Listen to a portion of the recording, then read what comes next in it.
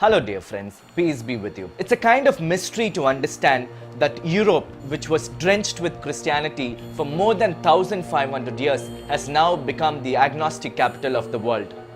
The church pews are empty, the practice of faith is dormant, and their lifestyle is full of vanity. Considering all that I have said, there is one question which really troubles our mind. Is there hope for Europe? In 2014, I had the wonderful opportunity to go to Germany to attend the Emmanuel community gathering that happens every year. I was there in Germany for 15 days and I was just overwhelmed to see the German Catholic families, young adults, teens and children coming together for attending the Holy Eucharist, preparing for their confessions, seeking counseling, and living out their Catholic lifestyle with absolute enthusiasm and vibrancy. All the more, I was staying with the Emmanuel community members, and one German seminarian there told me that if you want to discern God's will for your life, spend 1 hour before the Blessed Sacrament every day. After 2 years, in 2016, those words started echoing in my mind and inspired me to spend that 1 hour before the Blessed Sacrament. That eventually led me to discern my vocation with the Song on Fire Catholic Ministries. I personally think that the revival of Catholic faith in Europe is very good for the Catholic Church and for Catholics all over the world. Based on my recent interactions with different people from that continent, I can already sense that it has started. As a testament to that fact, I got in touch with Gabrielle, an Emmanuel community member from France, to talk to her about how she is able to live and practice the Catholic faith in midst of the secularized European culture. Her answers were quite inspiring and encouraging, and it makes me feel that it is through people like her that God is going to revive the Catholic faith in Europe. This interview was a great motivation for me, and I hope it will be for you too. So please join me in this wonderful interview with Gabrielle as she shares about her Catholic lifestyle. God bless you.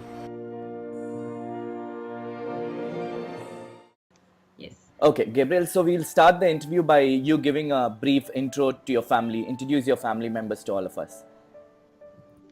Okay, so my name is Gabrielle. I'm 20 years old, and I'm the eldest of a family of seven children. My parents got married 21 years old ago. 1 year ago. I have 3 sisters and 3 brothers, and the youngest is 1. Yeah, that's cool. it. So you would say your parents are really passionate Catholics, so you would say that your upbringing was really a very good Catholic upbringing. Would you say that? Yes. They are used to pray together and to pray with us, and they are members of Emmanuel community. It's a charismatic Catholic community. movement. Catholic, yes. Okay. So, what were certain Catholic aspects that you felt when you were growing up? What were the certain aspects that your parents inculcated in you? Maybe first family life, because we were used to pray, and my mother told us the history of the Bible, the history of Jesus before going to bed. Then it can be also school, because we were in Catholic schools with prime time and catechism. I did also scouts for a long time, 10 years, and my cousins, my friends. I think I was brought up in a very Catholic environment, so Catholic faith was normal for me. Perfect. So the next question I want to ask you is, how did your parents' life impact you? I'm sure they would have lived a good Catholic lifestyle. So a lot of children actually see and learn more than they hear and learn. So did you see a lot of elements of the Catholic faith in your parents? Yes, because I saw them praying even without us. I saw them having a time with the community and sharing their life. I saw them also living a Catholic faith in welcoming people at home, like people who didn't have any home were coming for dinner. I saw people that were not having so much friends were coming at home. I saw also my mother being the companion of many people, she was talking about God to the people coming to clean the home and things like that. So yeah, they're a great example for me. Yeah. So growing up, I'm sure you would have lived a very good Catholic life yourself as a teen. So did you, kind of face peer pressure in your school or college? And how did you handle it? Pressure to be Catholic or not? Yes, to be Catholic. Until my 12 years old, I was in Catholic school, so it was better for me to be Catholic than not to be. And but even with that, I think I was a little more Catholic than others because I have always been interested in faith, and I have always had a very strong connection with God, even when I was little.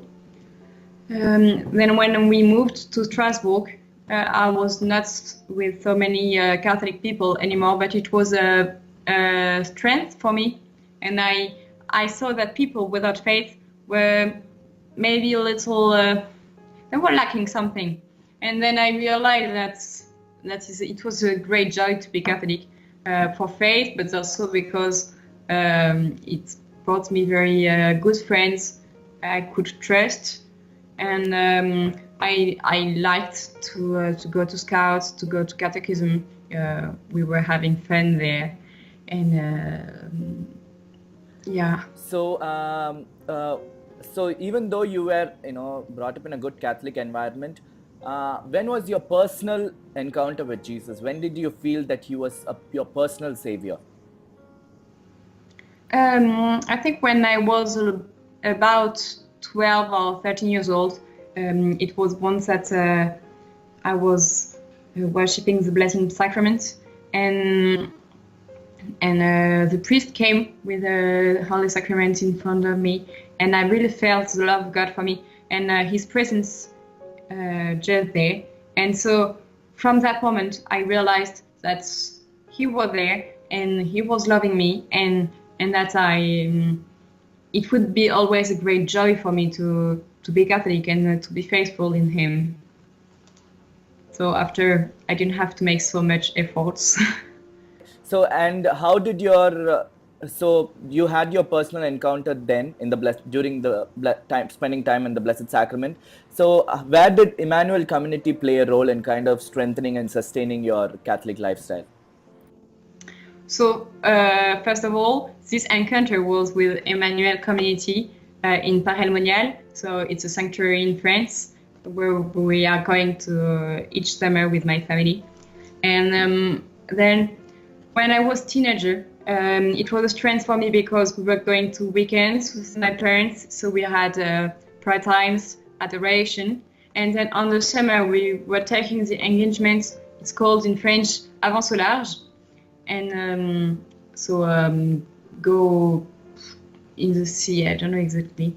And then we were saying that we would pray every day, go to mass each week, have confession each month, that we would serve the others. So for me, it was also something I took the engagement.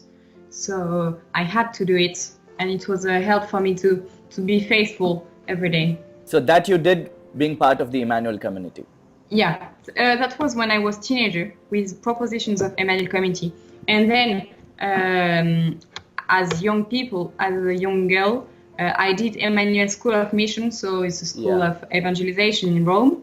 And now I'm a member of the community, so we are meeting each other each week to share what God had done for us during the week and what we had received in the Bible. So it helped me to pray, because if I have nothing to share, it's a little problematic. Yeah. And we meet each month, so we can go deeper. We can have teachings and pray together. So it's good. Yeah. So, Gabriel, you took a decision to do that 1 year School of Mission with the Emmanuel community. How did you take that Yes. decision? Not many young people take that decision of giving 1 year of their life. What made you take that decision? I saw the school when I was 15 years old in Paris, and I was very touched by the joy and the faith of these young people. And then I met them each year, and I was very attracted by the way they were living together, the way they were friends, and even more, maybe more brothers and sisters, and the way they were knowing the Bible, knowing their faith. And I was feeling that if I wanted to put God in the center of my life, I had to make a choice to bring Him into my life and to bring Him in the center, not far away. So for me to give this year was a way to. It's not to give just 1 year. It was something like a starting block to give me all the elements to be able after to give all my life to God, but stay in the society. So, this interview, I specifically wanted to ask you how to live a good Catholic lifestyle even as a teen, as an young adult, because a lot of people get swayed away by the pop culture, the things that are happening in the world, and they find it really boring and it kind of out of fashion to live a good Catholic life. So, what does it mean for you to be a Catholic? So for me to be Catholic is to know that I'm never alone. And I think it can be boring if you don't know where to go, but if you find the good places, it can be a lot of fun too, because you learn also that then praying with other young people in big festivals, in big meetings, it's so much joy. It's so much better than a music festival without anything deeper than can go through your life and transform you. So for me, it's something. It's a hope for my life. It's joy. It can be difficult and boring sometimes to pray every day, to decide to go to mass during the week when you have old people and songs that you don't like. In the cathedral in Strasbourg, the songs are in German and I don't understand anything. So sometimes it's boring, but it's also time to choose Jesus as my best friend.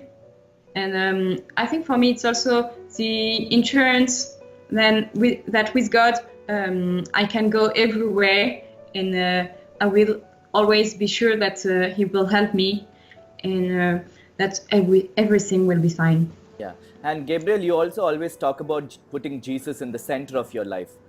What do you mean by that? That if God was asking me tomorrow to go in China, I would go. It would be fun and it would be wonderful with Him. After in the life, it means to talk to Him every day, even if it's to tell how was my this interview, and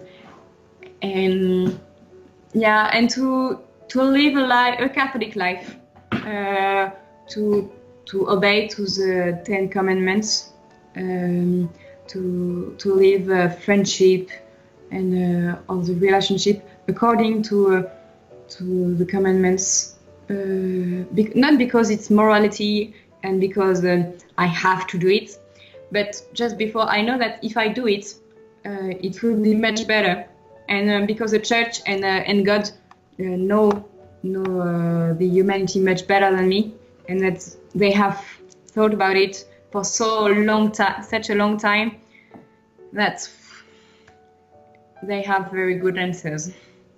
Yeah. And right now, you are involved in a lot of activities. What what are certain Catholic? How would you explain your Catholic lifestyle in terms of going for mass, confession, spending time before the Blessed Sacrament, Rosary, family prayer?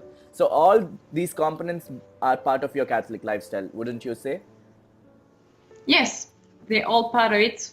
Not every day, but sometimes I go to it to one or the other. I pray with some people because I took the engagement. I decided to do it, and because I have seen the difference between a life with prayer and a life without it. Exactly. Yeah. I think it's one of the best thing I got from my my year in Rome.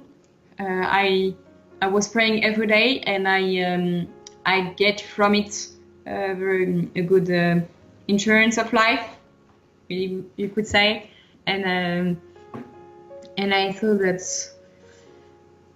the choices were made in with peace and joy, and it was better for me. Yeah. But I cannot say I'm praying every day, because sometimes I still have efforts to do. Yeah. And Gabrielle, you also said, Bishop Barron always says that when you put Jesus at the center of your life, then everything in your life falls into place. Yes. And when you have that, encounter with Jesus, he always gives you a mission and a meaning and a purpose to your life. So, having Jesus at the center of your life, do you feel that sense of mission and purpose? Yes. In one sense, I don't know where I will be in 5 years. So I don't have the mission for my entire life except holiness. But I don't know how. I don't know if I will be like Saint Therese or like another one. In another sense, it means that our bishop in Strasbourg said a few weeks ago that to be Christian is to be missionary, and you cannot be Christian without being missionary. So if I'm open to God, he will bring me some people, and I will be able to evangelize them and to talk to them about Jesus. It's not always people who don't know Jesus. It can be also my brothers and sisters, my friends, in every situation. And because God is in the center of my life, I'm open to everything he wants. So if he wants to send me someone, I'm open. Yeah, sometimes, we get too career oriented, and we start planning for our own lives, and we have our own dreams and desires. And it's, when we do that, it's very difficult for God to work in our lives. It's only when we are open that, God works his plan in our lives, isn't it? Yes. It's a problem when you have a very fixed plan for your life. If you already know what you're going to do and you don't want to change, it's very difficult for God to play with it, because he has to transform you, to open you first, like an oyster. And so me, I don't really know what I want to do, so it's easier. And after, I think it's like an adventure to be with God. Yeah, exactly. I was about to ask you that. Life with Jesus is always adventurous. You don't know where he's going to take you next. Yeah, and that's so good. I love it. So, as an young girl, you have your own dreams and desires. The culture is telling you so many things. The media is telling you so many things. There are times when we feel discouraged and when we feel tempted. So in those times of difficulty, how do you manage yourself and still be confident in what Jesus wants to do in your life? Maybe I pray a little, and I try to go to speak with friends, with Catholic people around me, because we say that someone standing with another one is like a fortress that cannot be taken. So if I speak about my difficulties with the people of my household, it's a little team of Emmanuel community, with friends, they're going to pray for me, and they're going to give me messages of hope, and then it will be easier to fight. And I try to do that. And I try also to transform my life, and to be less dependent of the secular culture, even if it's sometimes I live in it, so I have to get dressed. I go in shops. I can go to have dinner with people. So I always I live in it. So I have to take it also for me. I cannot throw everything, but I try to find the good way. And Gabrielle, so there are a lot of France is one of the most Catholic country in the history of the world. The Catholic Yes, it faith. was. Yeah, it was really an hub of the Catholic faith. And today, France is known for so many other things. But in Yes. a culture like that, for you living such a Catholic lifestyle is very encouraging for many people around the world. So the last thing that I want to ask you is, what would you tell the many youngsters who are struggling to have the relationship with God and find that meaning and purpose for their life? I would say be strong, because it will help you for everything in your life. Find good friends, not to be alone, and think a lot to what you want for your life, and think about what the church say, because if you have to go deeper and deeper every day, but you find it's such a treasure. And then when you know that you're going to do something not because of morality, but because you want to do it, and because it's a plan you have for your life, it's very helping.